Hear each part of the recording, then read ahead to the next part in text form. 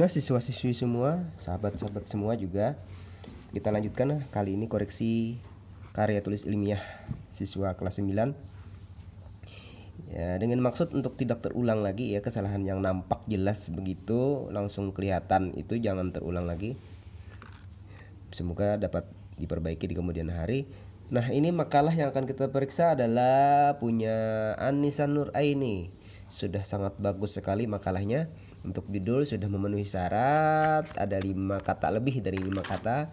Mantap sekali. Dan untuk margin atas bolehlah seperti ini, sini 4 cm ya. Dan untuk cara nulis nama salah. Seharusnya namanya huruf besar awal kata, jangan sampai huruf besar semua sama dengan judul. Ini juga nih kayaknya huruf besar semua juga tidak boleh.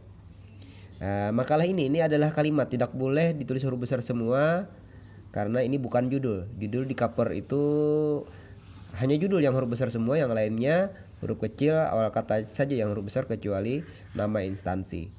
Oke, untuk logo kayaknya dipaksakan, tidak usah pakai logo kalau tidak bisa menggambar sesuai dengan gambarnya.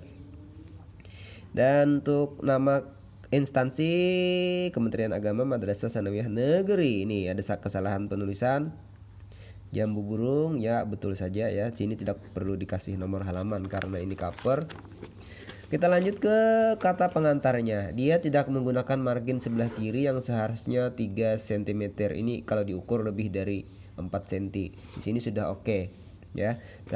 Seharusnya yang namanya margin itu harus dipergunakan dan dipakai. Ya, ini dia tidak pakai. Kosong di sini. Seharusnya harus nyampe ke sini ya.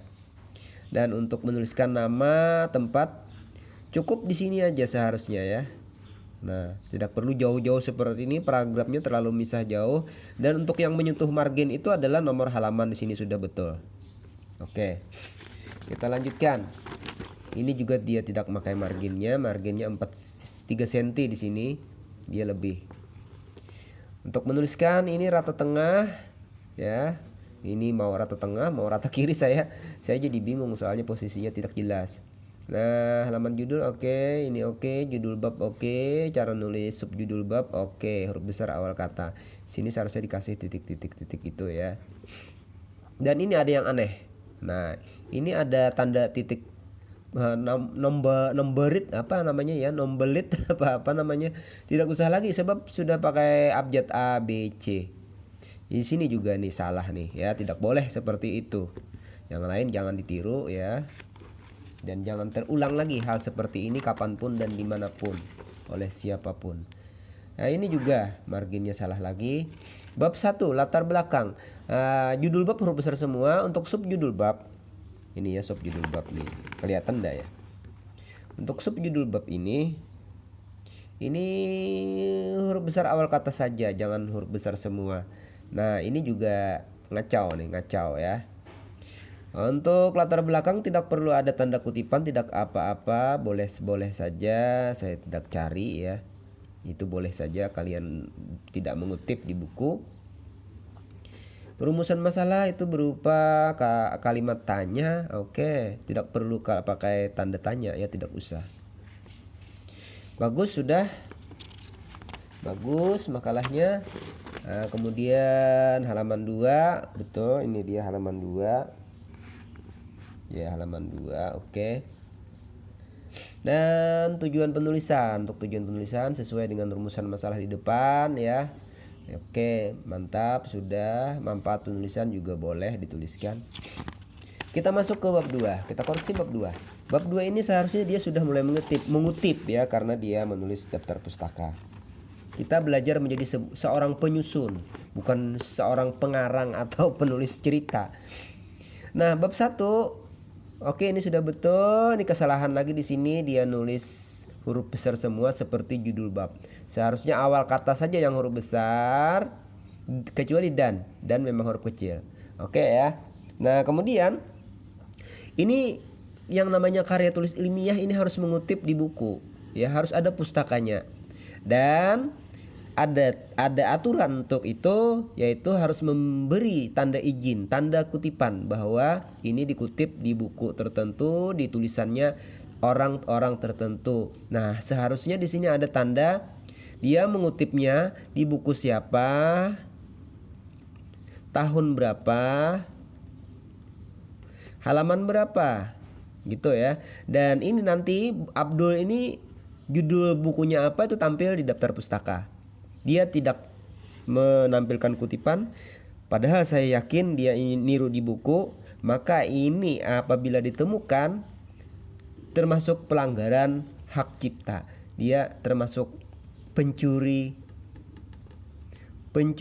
pendapat orang. Nah, seharusnya dia izin ya, karena dia ngutip di buku, seharusnya dia izin, tandanya izin seperti ini. Lupa izin atau sengaja, tetap dia adalah sebagai seorang pelanggar hak cipta ya, karena dia tidak izin gitu ya. Copyright namanya ini.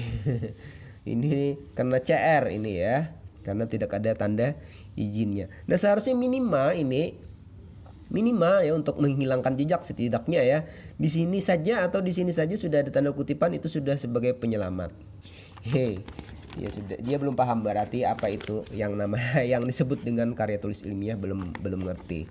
Ilmiah itu ilmu, artinya kita mengambil dari bukti-bukti yang sudah dibahas oleh orang lain. Ini juga seharusnya nih ada tanda kutipan.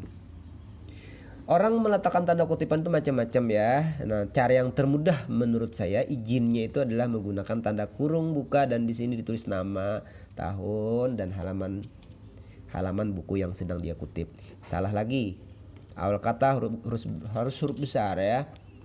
Nah, ini saya jadi bingung dia nulis huruf besar apa huruf kecil. Malah awal kata huruf kecil, yang lainnya huruf besar. Lanjut ke penutup. Oke, ini salah lagi. Nah, di sini seharusnya huruf besar semua. Dia malah nulis huruf kecil. P-nya huruf besar. Di tengah-tengah huruf kecil. Saya jadi bingung ini. Model penulisannya, ilmunya dari mana? Ini pasti bukan dari saya. Daftar pustaka. Daftar pustaka kenapa seperti ini? Padahal sudah ada aturannya menulis daftar pustaka itu mulai dari tanda baca, kemudian menulis nama pengarang, tahun terbit, judul buku, kota terbit dan nama penerbit. Dia ini nulis apa? Saya jadi bingung ya. Mungkin dia tidak belajar dari makalah yang sudah saya bagikan. Nah, yang seperti ini jangan ditiru. Oke, kita lanjut ke biodata pribadi. Biografi boleh, biodata pribadi boleh. Ini dia. Nah, dia nulis nama bulan aja belum betul ya. Dia nulis nama dia juga masih salah. Oke. Ini juga salah. Oke. Nah, demikian makalahnya. Saya kasih nilai 81. Oke, saya hargai ya, karena dia sudah berjuang susah payah untuk menulis ini, walaupun salah secara fisik sangat nampak, tapi tetap kita hargai sebagai sebuah karyanya. Masalah dia menjiplak punya orang lain tanpa izin tadi, itu adalah menjadi tanggung jawab dia di kemudian hari. Oke.